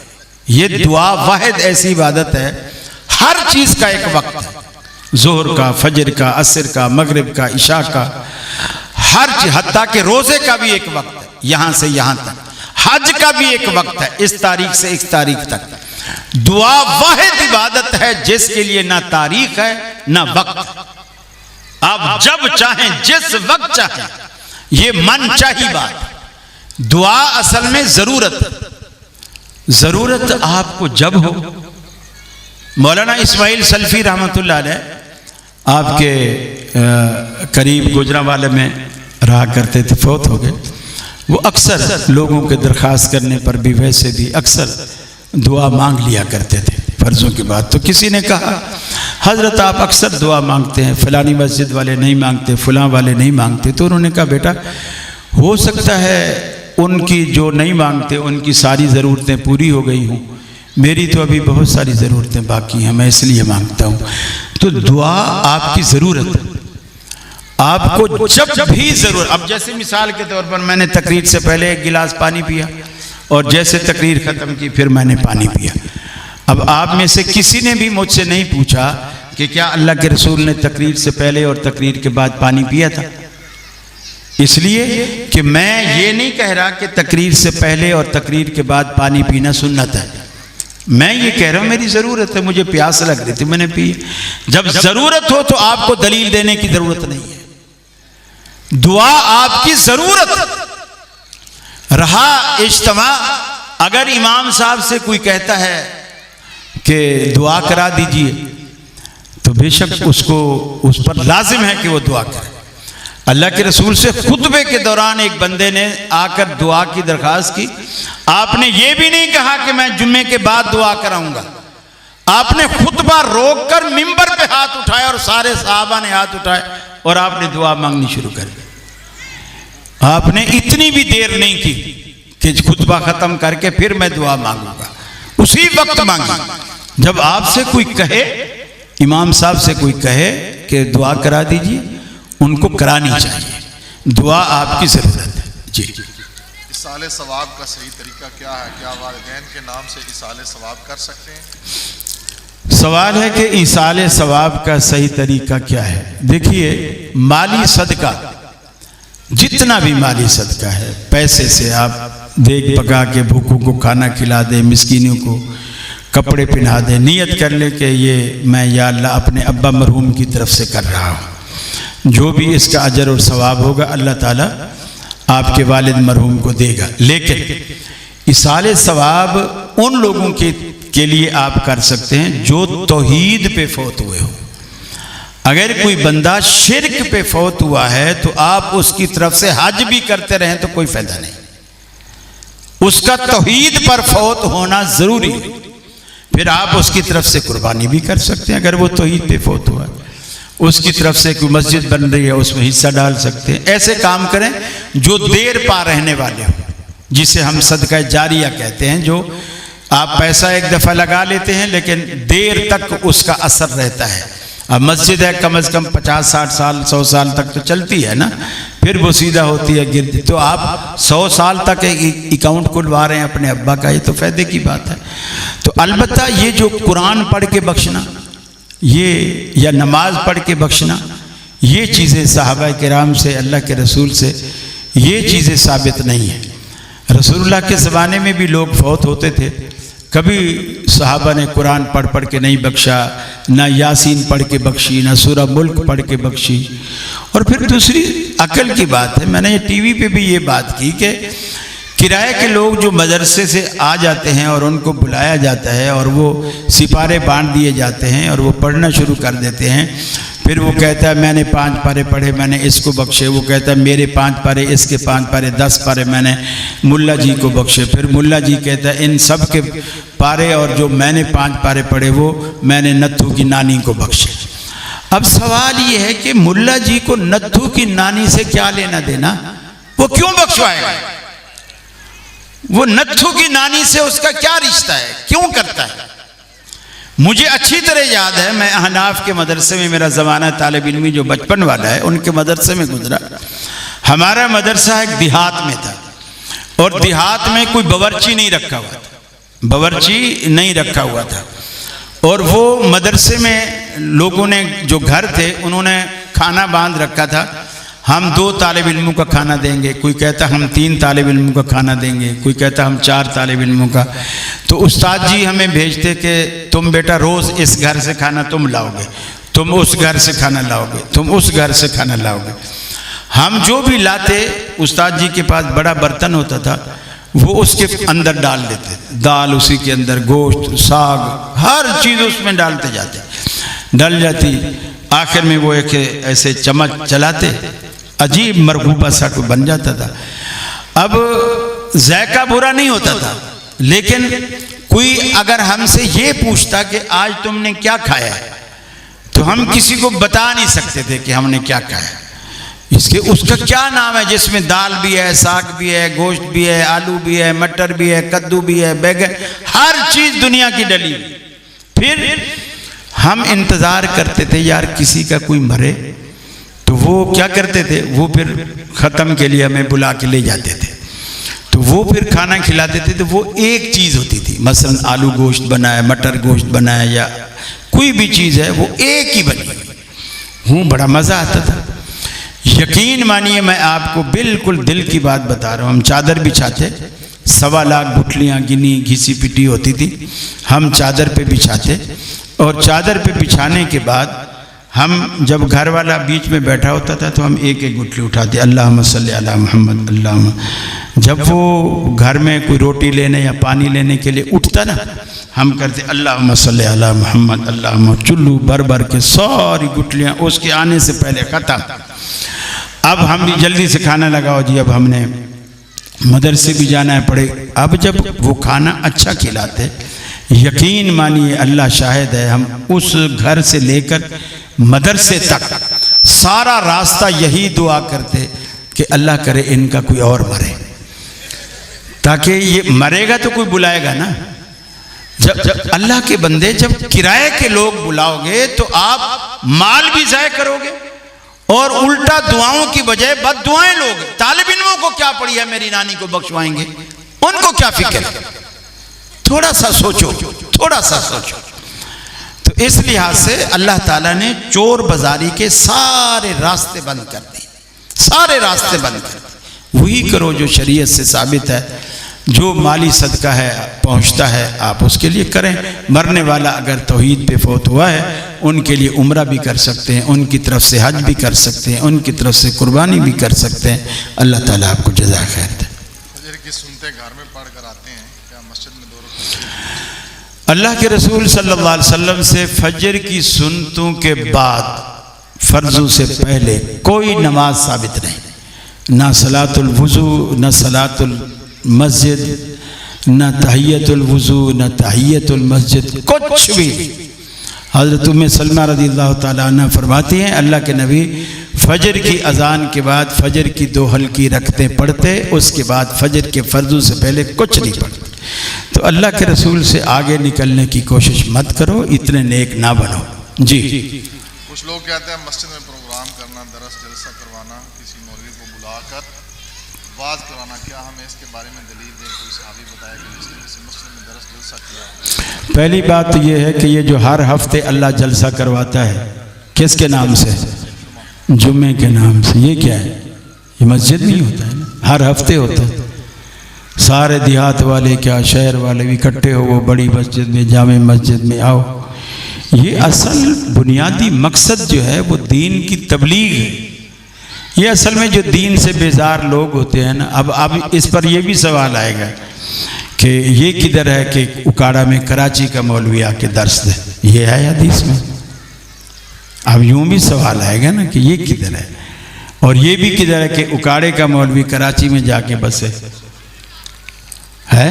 ऐसा है ना, है ना? उकाड़े वाला कराची में नहीं है। हाँ, तो जब उकाड़े वाला कराची जा सकता है तो कराची वाले उकाड़े नहीं आ सकते? हाँ जी। ये खामद आलिम है, लेकिन इस औरत के खामद के दोस्त और आम मर्दों से खुली चिली बात होती है, इस आलिम के लिए, इस औरत के लिए क्या हो?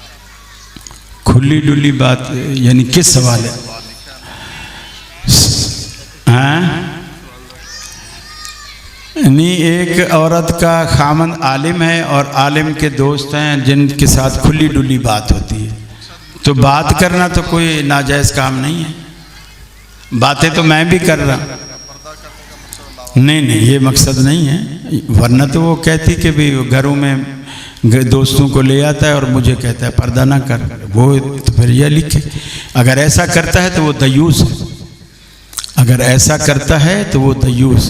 बाकी चूंकि सवाल में वजाहत नहीं है, मैं मज़ीद मेरी बेटी बीमार है उसके लिए दुआ कर, ज़रूर करेंगे इंशाअल्लाह इख्तिताम पे, ज़रूर इंशाअल्लाह। बाकी आप खुद भी दुआ करें, और अगर अल्लाह ने आपको पैसा दिया है तो आप बीवी को और ख़ुद आप जा कर के उम्रा करें और बैतुल्लाह की ज़ियारत करें और ज़मज़म खड़े होकर पेट भर कर यही मकसद दिल में रख कर पिएँ, तो इंशाअल्लाह अल्लाह ताला आपकी मुराद को पूरा करेगा। हम भी दुआ करेंगे इंशाअल्लाह। नमाज कज़ा करना जायज़ है? इशा की नमाज कज़ा नहीं होती, आप परेशान ना हो। ये सवाल क्यों आ रहा है? वो असल आ रही है कि चावलों को देर हो रही है। अल्लाह अकबर हैं कि अब बहाना बनाया कि इशा कज़ा नहीं, ये तो अभी तो कुछ भी वक्त नहीं हुआ। अल्लाह के रसूल इशा की नमाज के बारे में फरमाते हैं, अगर मुझे तुम पर मुशक्क़त का डर ना होता तो मैं आधी रात तक इशा को लेट करता। क्या अहले बैत को अलैहिस्सलाम कहना जायज़ है? असल में शरन तो मना नहीं है, ये इस्तिलाहें उलमा की हैं। उलमा की इस्तिलाहें भी मुफीद हैं। वो इसलिए मुफीद हैं कि अंबिया के नामों के साथ अलैहिस्सलाम को ख़ास किया गया, सलातो सलाम को, ताकि जब भी नाम ले, मसलन मैं कहूँ इब्राहीम अलैहिस्सलाम, तो आपके दिमाग में फ़ौरन आएगा कि अच्छा ये उन इब्राहीम अलैहिस्सलाम का नाम लिया जा रहा है जो हज़रत इस्माईल अलैहिस्सलाम के वालिद थे और पैगंबर थे, जिनको आग में डाला गया था। तो मुझे वजाहत नहीं करनी पड़ेगी, सिर्फ अलैहिस्सलाम कहने से उनकी शख्सियत आपके सामने आ जाएगी। अच्छा, मैंने अब मसलन हमारे कारी साहब हैं, ये भी कारी अबू बकर साहब हैं। अगर मैं आपसे कहूँ कारी अबू बकर साहब मिसाल के तौर पर, तो आपका जहन, आपका ख्याल इधर जाएगा। और अगर मैं कहूँ अबू बकर रजी अल्लाह ताला अन्हु, फिर आपका जहन किधर जाएगा? सैयदना सिद्दीक़ अकबर की तरफ। तो ये राजी अल्लाह कहने से ये एक इस्तिलाह बन गई कि सहाबी का नाम आएगा तो राजी अल्लाह कहेंगे। और अहले बैत भी सारे सहाबा हैं, अहले बैत सारे सहाबा हैं।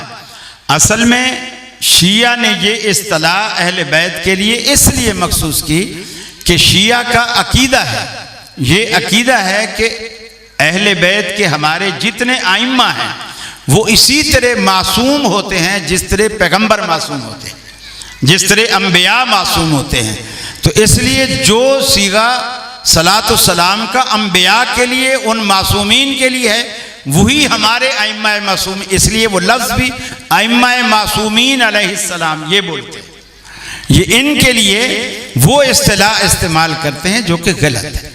अब बाकी आम अमूमी तौर पर आप भी मुझे सलाम करते हैं, मैं भी आपको सलाम करता हूँ, और आप ये भी कहते हैं कि फ़लाँ ने भी आपको सलाम किया था, भेजे थे। मैं कहता हूँ अलैका व अलैहिस्सलाम।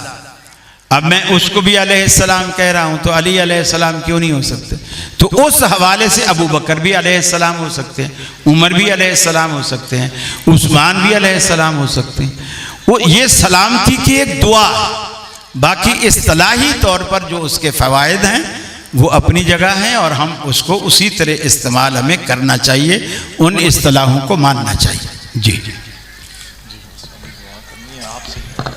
बिस्मिल्लाहिर्रहमानिर्रहीम। अल्लाहुम्मा मालिकल मुल्क तु'तिल मुल्क मन तशा व तंज़िलुल मुल्क मिम्मन तशा व तु'इज़्ज़ु मन तशा व तुज़िल्लु मन तशा बियदिकल खैर इन्नका अला कुल्लि शैइन क़दीर। अल्लाहुम्मा सल्लि अला मुहम्मदिन व अला आलि मुहम्मदिन कमा सल्लैता अला इब्राहीम व अला आलि इब्राहीम इन्नका हमीदुम मजीद। अल्लाहुम्मा बारिक अला मुहम्मदिन व अला आलि मुहम्मदिन कमा बारकता अला इब्राहीम व अला आलि इब्राहीम इन्नका हमीदुम मजीद। या काज़ियल हाजात इक़्दी हाजातिना अल्लाहुम्मा अल्लिफ़ बैन क़ुलूबिना व अस्लिह ज़ात बैनिना अल्लाहुम्मा अस्लिह लना शअनना कुल्लह ला इलाहा इल्ला अंता। ऐ इलाहुल आलमीन, तमाम बीमारों को शिफ़ाए कामिला आजिला नसीब फरमा। अल्लाह तमाम परेशान हालों की परेशानियाँ दूर फरमा। अल्लाह तमाम दुखियों के दुख दर्द दूर फरमा। तमाम मुसीबत ज़दों की मुसीबतें दूर फरमा। अल्लाह बे औलादों को औलाद साले अता फरमा। अल्लाह बे औलादों को औलाद साले अता फरमा। अल्लाह जिनको तूने औलादें दी हैं उनकी औलादों को नेक और साले बना। तमाम मुसलमान बच्चों को माँ बाप की आँखों की ठंडक बना, उनके बुढ़ापे का सहारा बना, उनकी आखिरत का ज़ख़ीरा बना। अल्लाह हमारे बड़े बुज़ुर्ग भाई बंद जो तौहीद पर फौत हो गए, अल्लाह उनकी मग़फ़िरत फरमा, उन्हें करवट करवट जन्नत नसीब फरमा, उन्हें अज़ाब क़ब्र और अज़ाब जहन्नम से बचा, उन्हें उनकी कब्रों को वुसअत अता फरमा। अल्लाह हमें भी जब तक दुनिया में रखे इस्लाम और ईमान पे कायम रख। अल्लाह मरते व खात्मा ईमान पे फरमा। अपने नबी के दस्त मुबारक से आब कौसर नसीब फरमा। अपने नबी की शफाअत नसीब फरमा। अल्लाह हम सब के मुक़द्दर में तूने जितनी खैर लिख रखी है सब हमें नसीब फरमा, और हमारे मुक़द्दर में तूने जितना शर लिख रखा है उससे हमें महफूज फरमा। इलाहुल आलमीन, जिन लोगों ने प्रोग्राम का इनकाद कराया तेरे दीन की सरबुलंदी के लिए, इलाहुल आलमीन उनकी ये नेकी अपनी जनाब में कबूल व मकबूल फरमा। अल्लाह जितने लोग बड़े बूढ़े जवान बच्चे और मर्द औरतें जितनों में तेरी दरबार में आज हाथ उठा रखे हैं, अल्लाह इनकी मुरादें पूरी फरमा।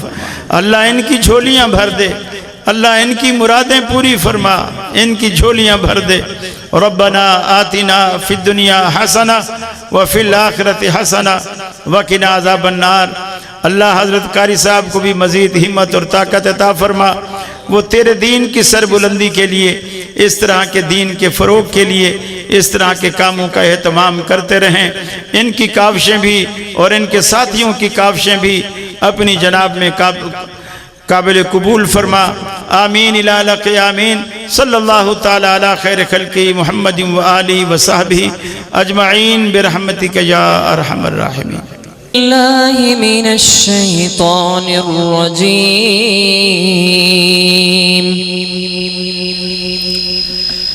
بسم الله الرحمن الرحيم.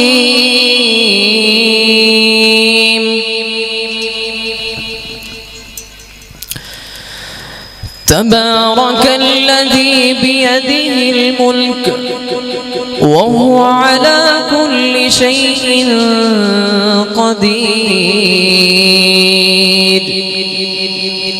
الذي خلق الموت والحياة ليبلوكم أيكم أحسن عملا وهو العزيز الغفور. الذي خلق 7 سماوات طباقا ما ترى في خلق الرحمن من تفاوت فارجع البصر هل ترى من فطور ثم ارجع البصر كرتين ينقلب إليك البصر خاسئا وهو حسير. ولقد زينا السماء الدنيا بمصابيح وجعلناها رجوما للشياطين وأعتدنا لهم عذاب السعير. وللذين كفروا بربهم عذاب جهنم وبئس المصير. إذا ألقوا فيها سمعوا لها شهيقا وهي تفور تكاد تميز من الغيظ كلما ألقي فيها فوج سألهم خزنتها ألم يأتكم نذير قالوا بلى قد جاءنا نذير فكذبنا وقلنا ما نزل الله من شيء إن أنتم إلا في ضلال كبير.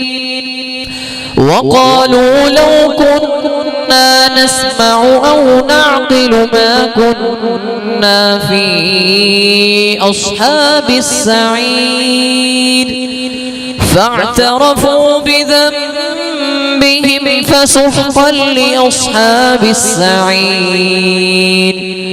إن الذين يخشون ربهم بالغيب لهم مغفرة وأجر كبير.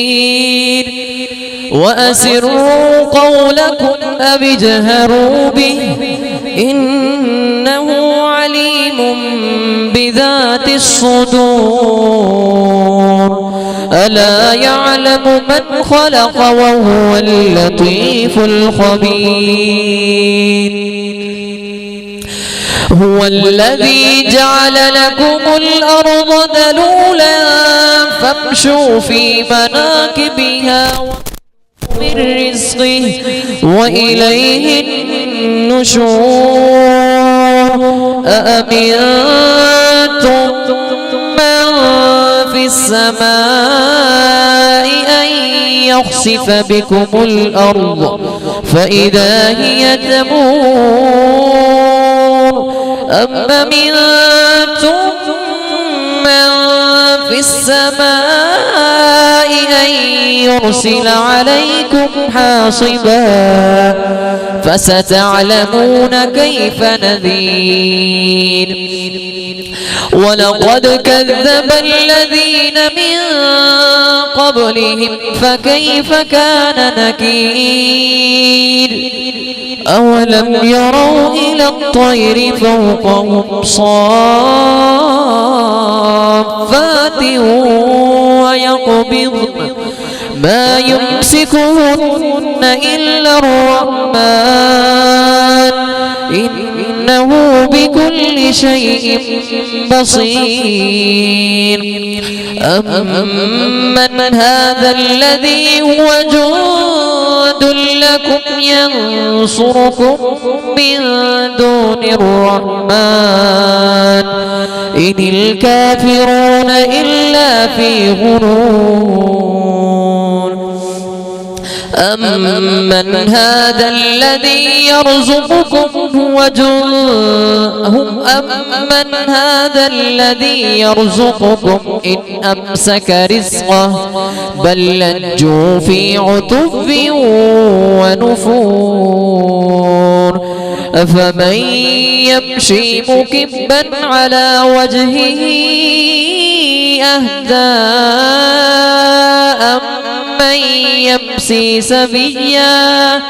أمن يمشي سويا على صراط مستقيم قل هو الذي أنشأكم وجعل لكم السمع والأبصار والأفئدة قليلا ما تشكرون قل هو الذي ذرأكم في الأرض وإليه تحشرون